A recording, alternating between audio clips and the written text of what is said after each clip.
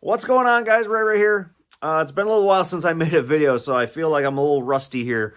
But as you can see, we are with the Dale car, and I'm excited to bring you some news about this car. Hopefully, we're going to be getting some more videos rolling out with this car. Everything has kind of been at a standstill. I'm going to get into all this. I'm going to get into things that we're going to be doing with this car. But first, I just want to thank everybody who has shown interest, who has continued to show interest in this car, who's been asking, what the progress is on this thing, what we're going to do with it, the news, anything. It just makes us really excited, Dad and I, that we're able to share, our joy of Earnhardt and our joy of NASCAR with, other people who are interested. So it's just cool that there's that much enthusiasm with this car in our area in the north, Wisconsin. NASCAR, that's like a hugely southern popular sport, but this black number 3 car is just popular everywhere.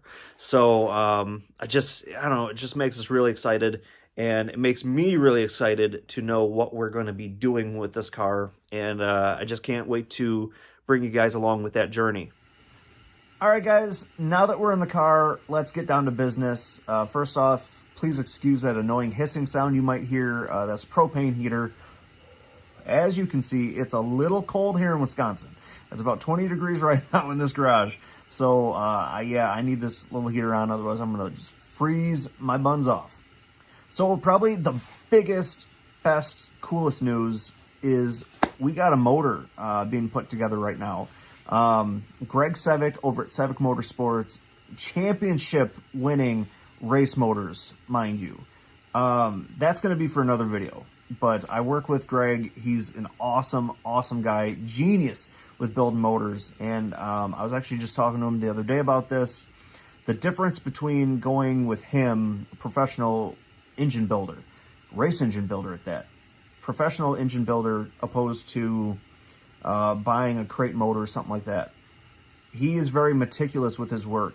The bearings he uses, everything he measures, everything just gets measured down to every little detail. The rods, he grinds down the rods to balance them out. Like, this guy, like, normally, Joe Schmo, me, if I was building a motor, I'd get a set of rods, I'd probably just put them right in the car. I'd lube them up and put them in. No, he is super meticulous with his work, and he keeps surprising me on this build. So we talked about it, and we figured, all right, let's do a 355 motor. 350 board, 30 over. Let's do a 355.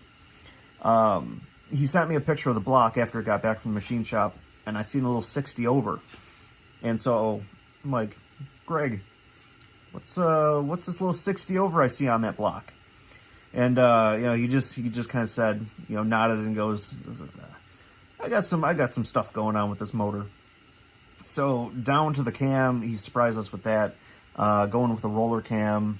And originally, when he said it was a 355, he said it's probably going to be putting out about 400 horse. Now that we bumped it up to pretty much a 360 motor, I don't know what other stuff he's doing with this motor. Just super excited. Can't wait to put that in here and see what that is going to perform and sound like. Now, of course, this dinky little 4.3 V6 has the dinky trans behind it. So we're going to be putting a Turbo 400 trans that I'm getting from another guy at work, Noel Gonzalez. Him and his buddy race drag cars. So he had a Turbo 400 trans that I am acquiring from him. And I want to say the Turbo 400 is going to be a temporary fix for now, because we have a 4-speed, I want to say it's a Super T10 4-speed over there in the corner. And we're going to try converting this car into a manual trans 4-speed. And I think that is just going to really be cool. After you get the motor in here, a 4-speed manual in this car, the big Hurst shifter, it's just going to scream NASCAR even more. But for the time being, when it has the Turbo 400, we're putting a Mr. Gasket automatic shifter. This thing looks like it would be a 4-speed. So when we go to some shows next year, people are going to look in the car. They're going to see that shifter. They're going to look down. Where's your third pedal? It's going to be pretty cool. I'm going to show you guys the shifter and everything. But that's going to be like a temporary little fix thing until we can get that 4-speed in here. And I think that's going to be really cool. Now, of course, we're going to need an exhaust. We're looking into Flowmaster. I want to say, is it the 40 series or the Super 44s? I've been looking all over YouTube trying to get sounds, of Flowmasters with, 350 small block. And it's going to be Flowmaster, no matter what. It's going to be Flowmaster. But we are going to have the side exit exhaust functional on this car. Right now, there's these little side exit exhausts for looks, but these ones are actually going to be functional. And I'm going to show a little diagram or show some pictures right now of Earnhardt's actual car. And I don't know why Richard Childress had to do this, but the RCR car was one of the only cars that had the dual driver side exits. And, I'm looking for other 1980s race cars, and most of them had one exhaust exit on each side. But Earnhardt's car had 2 dual exits coming out under the driver's door. I've thought about, I was trying to figure it out, how can we actually dump them both out, but have the cutout system, and it would be more hokey than anything. So we're either gonna do 2 cutouts out of each side, or what I'm gonna do is I'm gonna do 2 cutouts on each side, but on the driver's side I'm gonna have the pipe running out, and I might have another pipe welded so it looks like it's gonna be 2, and then have the passenger side cut out dump towards the driver's side, so you get more of the sound, I guess, coming out driver's side, if that makes sense. I don't know. We're going to figure this out, but either way, it's going to sound awesome. It's going to look good, and I can't wait. I'm just so excited, getting goosebumps, and not because of the cold. Now moving into the car.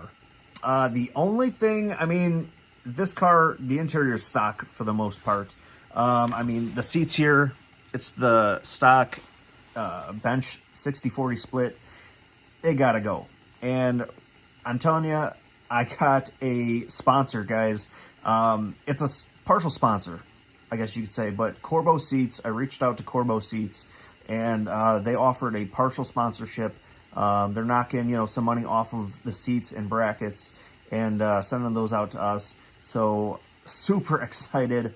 Ordered those up today, along with a new black carpet.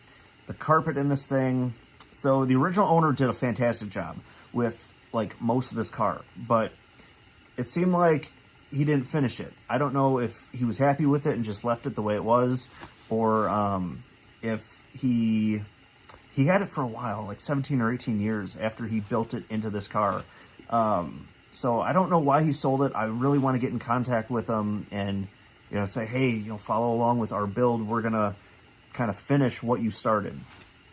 But the interior of this car was originally blue. It was like a blue on blue car.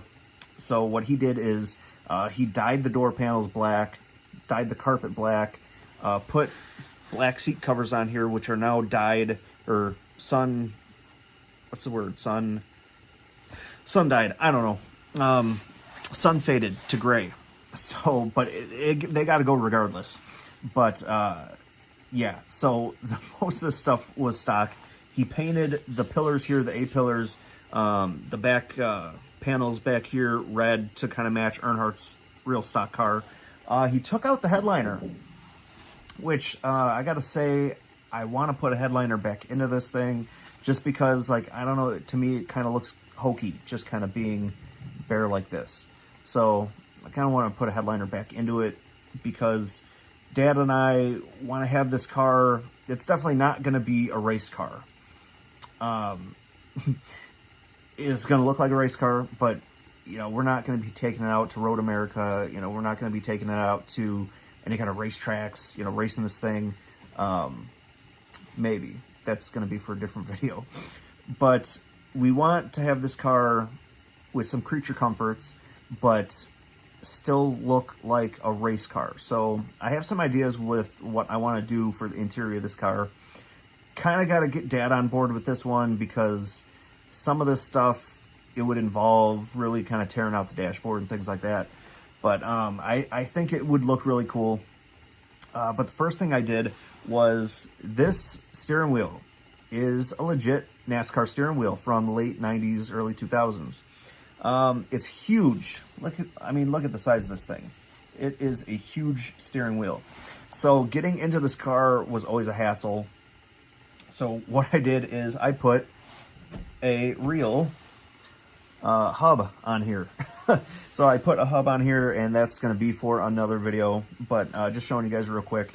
So it's really cool to actually be able to grab your steering wheel like this, and then to put it back on. So that's one of the first things I did to the interior of this thing.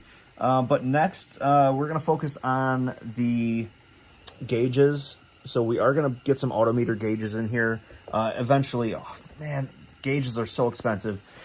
So that's going to be down the line. But if it were up to me, and this is what I'm still going to kind of talk Dad into, but if it were up to me, I would be gutting this whole dash. I would save Chocolate Meyer's autograph, so I would save that panel, but I would gut the whole dash, make it an aluminum racing dash with the gauges. I would gut the steering column, make just a straight shaft down to the gearbox, just so everything is nice, like there's a nice fit and finish to this. All the switches would be on the dash, but Dad has made it known that once the car leaves his possession, it's going to be passed down to my son and I. So he's like, you know what? When it's your car, you could do with whatever you want with it. So I don't know. I think Dad would really enjoy it with the ideas that I have, and I really want to make that a reality for him. So we'll see how much convincing I can do. You know, I want to make like templates and kind of show them like, hey, this is what this would look like, you know, sort of thing. So, that's really it right now, guys. Just, it's such a pain in the butt trying to find the right parts and pieces, I guess you could say. You know, like I thought, you know, building a car would be easy, you know, just picking parts out of the catalog and, you know, buying them up. But because it's Dad's car, he wants things particular ways with the motor. He likes chrome. Chrome on a race car, on a stock car, not feeling it. But you know what? It's Dad's car, and it's his retirement gift to himself. So I'm gonna make his dream a reality, and if he wants chrome out the whole thing. I don't care. So the next video that you guys see is probably going to be the carpet installation. I figured we're going to be changing out the seats. Might as well just throw a new carpet in here so we're not looking at these blue and black, this blue and black icky carpet. But yeah, after the carpet, it's going to be the Corbeau seats, which thank you again to Corbeau for making that happen. Really appreciated, and any little bit will help on this build. So that's going to end the video right there. I hope you guys are excited about this build, as excited as I am for this thing, and to be able to bring you guys along. It's going to be awesome to see the transformation, especially on video. Dad wants to take pictures of the car, everything, and see how it transforms. And it's going to be a really cool process. So really happy that you guys are excited to join along with us. And we'll see you in some future videos. Have a good one, and get out in the garage, build something cool. I'll talk to you guys later. Bye-bye.